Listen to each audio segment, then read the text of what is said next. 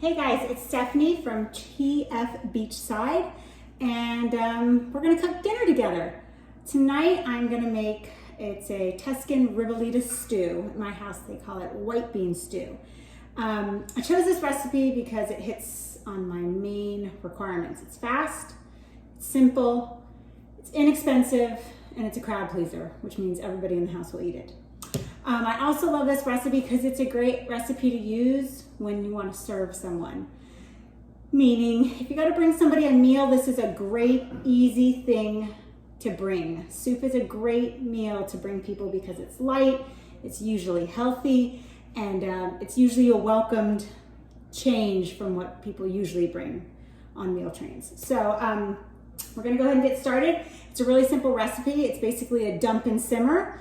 It's also great. You can dump, simmer, and run out and pick people up from practice and come back and it's ready, because it does need to sit on the stove and simmer for about an hour before it's ready. So we're gonna go ahead and get started.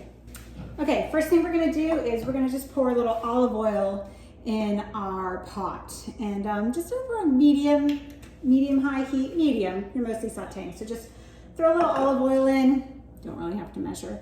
And swirl it around there, give a nice coat on the bottom of the pan. And we're gonna start off sauteing celery. One stalk of celery, one medium onion, and one carrot. I always put in two because everybody loves carrots at this house.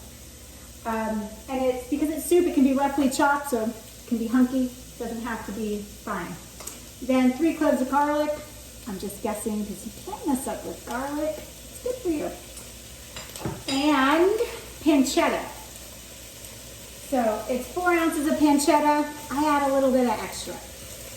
You can get pancetta at the deli. They slice it for you just like they slice anything else. I usually get 3 big hunks about that thick. So you put all that in your pot and go ahead and give it a good stir and saute it for a minute or two.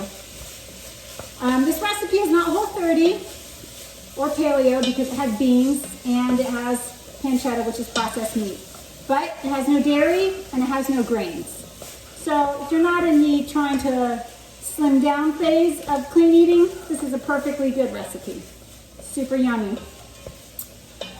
Also, another thing about this recipe, which I feel like is a really good tip about clean eating in general, is you should always have a few staples in your kitchen. You should always have onions, celery, carrots, broth, diced tomatoes, garlic. They're in a lot of recipes. If you have those basic staples in, you'll be all set. And it'll make it so much easier to just cook things on the fly at the last minute. Whew, things are jumping out at me. So you just give that good saute. And then once you've gotten the onions, you know, translucent, as they like to say, you're gonna go ahead and you are gonna add canned diced tomatoes. Just 1 can, dump it in. Can of diced tomatoes. 2 cups chicken broth, homemade or out of the box, it doesn't matter. And you're also gonna put in 3 cans of cannellini beans.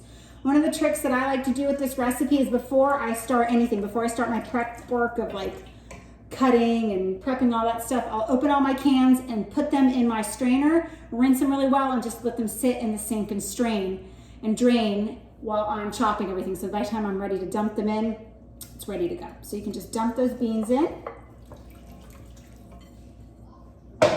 Once again, give it a good stir. And that's it. What you're gonna do, put the lid on, and you're just gonna let that simmer for about an hour. So if this was a normal day, then I'd go, hop in my minivan and go pick everybody up from practice. And by the time I got back, this would be ready to go.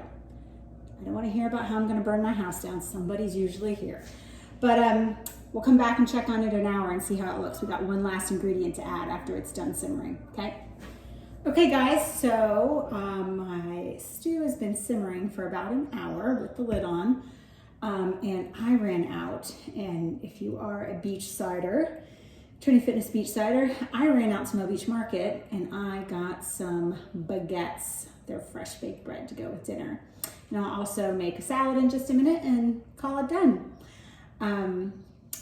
Right now, I need to put the last ingredient in. So once it's simmered for about an hour and the beans have started to burst a little bit, it makes the soup nice and creamy without having to add any dairy. It's great.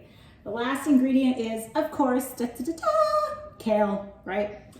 And my tip when I've got kale and I've got to take the ribs out, the fastest thing I do is I just use my scissors. I just cut the rib off and it's so much faster than having to chop and cut and everything else. So I just cut the last few ribs off and then I'm gonna roughly cut my kale. Oh, I don't know where my knife went. Found it. Here it is. So I'm just gonna roughly cut up my kale.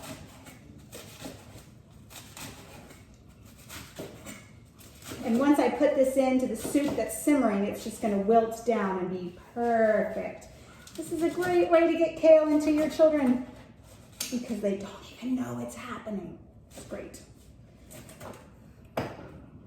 Okay, so my soup has been simmering. It looks so good. Here, can you see it? Look at that.